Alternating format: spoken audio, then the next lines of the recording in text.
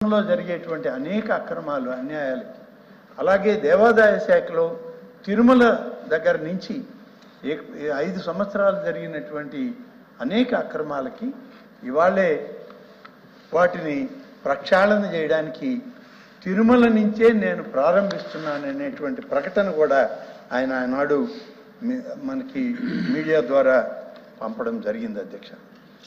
ఇవాళ అవినీతికి అంతం పలుకుతామని రాష్ట్ర ప్రజలకి హామీ ఇచ్చినటువంటి నేటి మన ముఖ్యమంత్రి చంద్రబాబు నాయుడు గారు తిరుమలలో అనేక మాఫియాలు చేరినాయి అధ్యక్ష. వీటన్నిటిని గమనించారు ఆయన. తిరుమలలో అధ్యక్ష దురదృష్టం ఏంటంటే చాలా పవిత్రమైనటువంటి ఆలయం అధ్యక్ష. ఆ దేవదేవుడు కొలువై ఉండేటువంటి తిరుమలలో ఇవాళ గంజాయి మాఫియా, మాదక ద్రవ్యాలు ఇటువంటి అన్నీ కూడా దొరుకుతున్నాయి అనేటువంటి సమాచారం అందిన తర్వాత గౌరవ ముఖ్యమంత్రి గారు ఎంతో ఆవేదనతో మరి ఇక్కడి నుంచే ప్రక్షాళన చేస్తాననేటువంటి ప్రకటన ఆ రోజు వారు ఇచ్చారంటే ఎంతటి దయనీయమైన స్థితికి ఆ తిరుమల దేవస్థానం యొక్క పరిస్థితులు వచ్చాయో మనకు అర్థమవుతుంది అధ్యక్ష.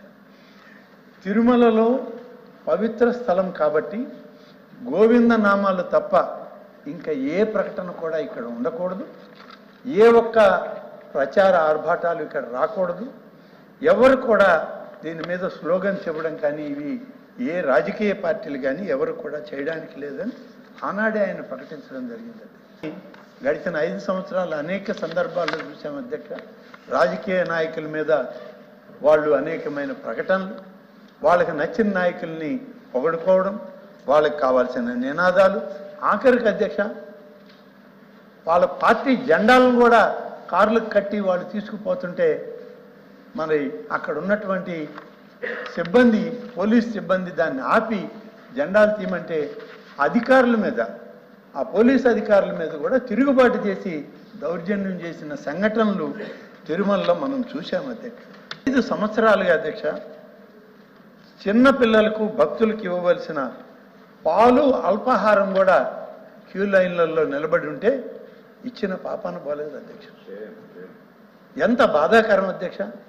ఒక్కొక్క రోజు కనీసం 15 గంటల నుంచి 24 గంటలు 30 గంటలు కూడా స్వామివారి దర్శనానికి క్యూ లైన్లలో భక్తులు పసిబిడ్డలను పెట్టుకొని ఉంటే పాలు అల్పాహారం ఇచ్చిన సందర్భాలు లేవు.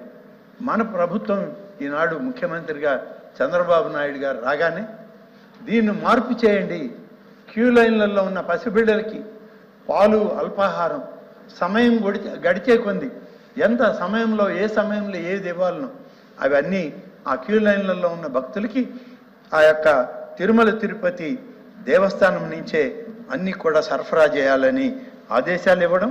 0.1% లెస్ అధ్యక్ష ఒక టెండర్, 0.2% ఇంకొక టెండర్, 0.5% ఇంకొక టెండర్ అధ్యక్ష.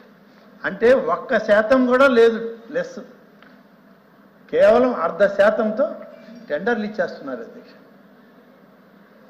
భగవంతుని సొత్తు రాళ్లపాలైపోతుందని అంటాం అధ్యక్ష సామెత, కానీ ఇవాళ దేవుడి సొత్తు దొంగల పాలైపోతుంది అధ్యక్ష.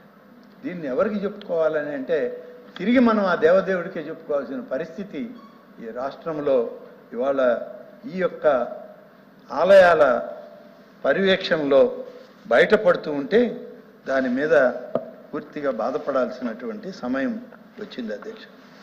అందుకనే అధ్యక్ష ఈ శ్రీవాణి ట్రస్ట్లో జరిగేటువంటి వాటి మీద కూడా పూర్తిగా ఇవాళ మనం తీసుకోవాల్సిన చర్యలు వాటిని గురించి కూడా చూడడం జరుగుతుంది.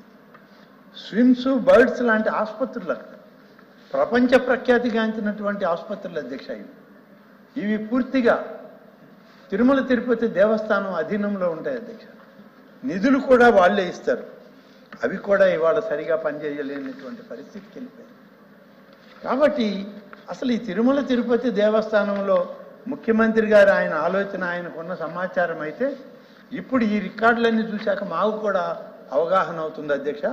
ఆయన ఎందుకు తిరుమల తిరుపతి నుంచే ప్రక్షాళన మొదలు పెడతాననేటువంటి మాట ఆయన మొదటి రోజే మాట్లాడాడనంటే ఇవన్నీ సమాచారం ఆయన దగ్గర ఉండబట్టే ఈ ప్రక్షాళనకి ఆయన నాంది పలికారని చెప్పి నేను మీకు మనవి చేస్తున్నాను అధ్యక్ష.